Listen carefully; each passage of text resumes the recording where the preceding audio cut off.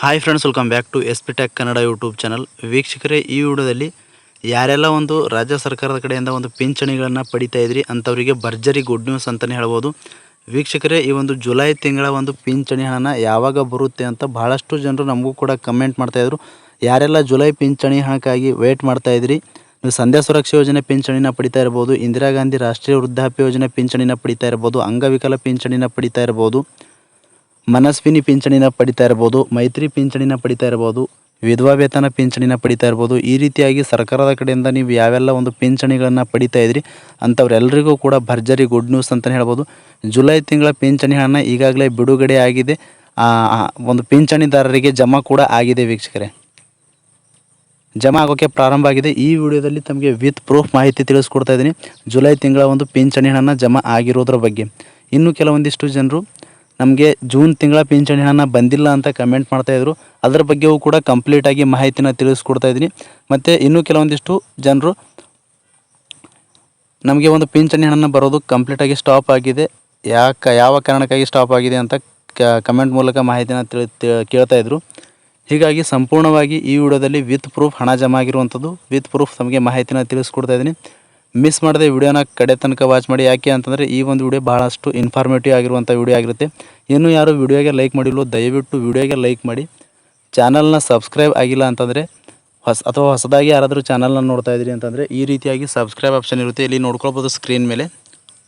Subscribe option ಮೇಲೆ click ಮಾಡಿ. Subscribe option ಮೇಲೆ ಕ್ಲಿಕ್ ಮಾಡಿದ ನಂತರ ಮತ್ತೆ ಒಂದು ಸಾರಿ ಸಬ್ಸ್ಕ್ರೈಬ್ ಆಪ್ಷನ್ ಮೇಲೆ ಕ್ಲಿಕ್ ಮಾಡಿ, ಅಲ್ಲಿ ಆಲ್ ಅನ್ನೋ ಆಪ್ಷನ್ನ ಸೆಲೆಕ್ಟ್ ಮಾಡ್ಕೊಳ್ಳಿ.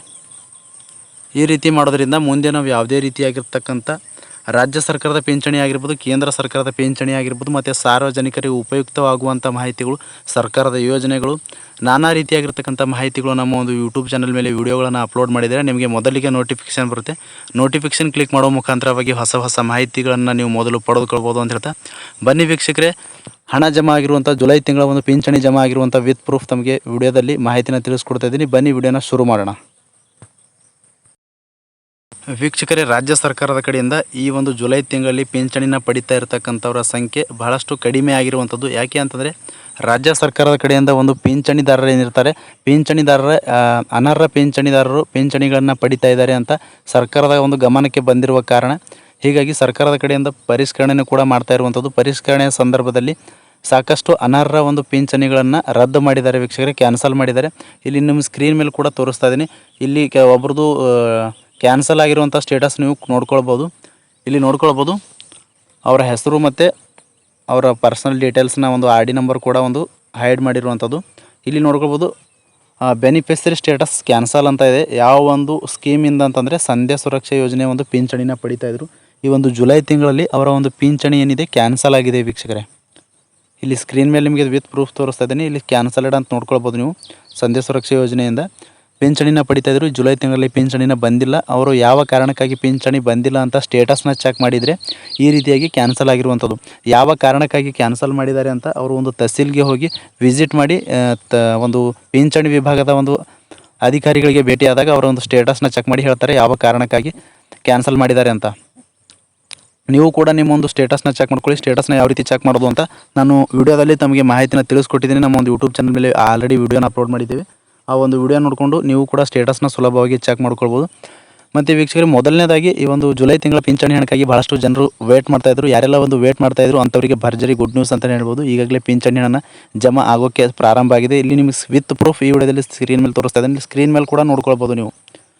2/7/2025 ₹600 ಪಿಂಚಣಿನ ವೃದ್ಧಾಪ್ಯ ಯೋಜನೆ ಅಂತಂದರೆ ಇಂದಿರಾ ಗಾಂಧಿ ರಾಷ್ಟ್ರೀಯ ವೃದ್ಧಾಪ್ಯ ಯೋಜನೆಯಿಂದ ಪಿಂಚಣಿಯಿಂದ ಹಣನ ಜಮಾ ಆಗಿರುವಂಥದ್ದು ₹600 ವಿತ್ ಪ್ರೂಫ್. ಇಲ್ಲಿ ಡೇಟ್ ಕೂಡ ನೋಡ್ಕೊಳ್ಬೋದು. 2/7/2025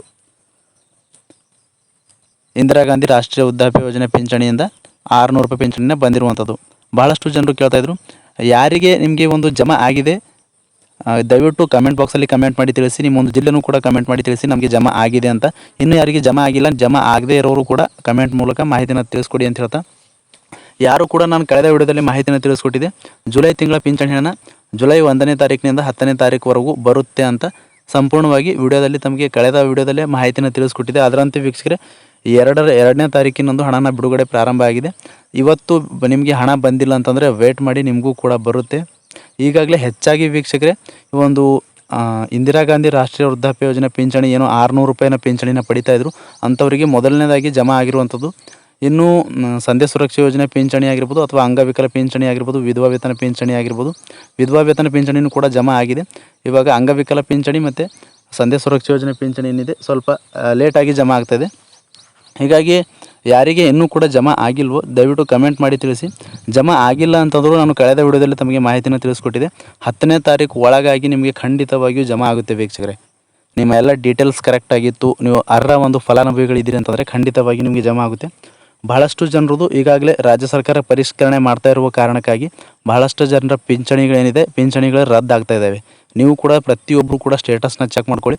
ನಿಮ್ಮದು ಈ ರೀತಿಯಾಗಿ ಕ್ಯಾನ್ಸಲ್ಡ್ ಅಂತ ಇತ್ತು ಅಂತಂದರೆ ಅಥವಾ ಇನ್ಯಾಕ್ಟಿವ್ ಅಂತ ಇತ್ತು ಅಂತಂದರೆ ನಿಮಗೆ ಖಂಡಿತವಾಗಿಯೂ ಪಿಂಚಣಿ ಹಣನ ಬರೋದಿಲ್ಲ ವೀಕ್ಷಕರೇ. ಇನ್ನೂ ಕೆಲವೊಂದಿಷ್ಟು ಜನರು ಏನು ಕೇಳ್ತಾ ಇದ್ರು ಅಂತ, ಎರಡನೇದಾಗಿ ಜೂನ್ ತಿಂಗಳ ಒಂದು ಪಿಂಚಣಿ ಹಣನ ಯಾವಾಗ ಬರುತ್ತೆ ಅಂತ ಕೇಳ್ತಾಯಿದ್ರು.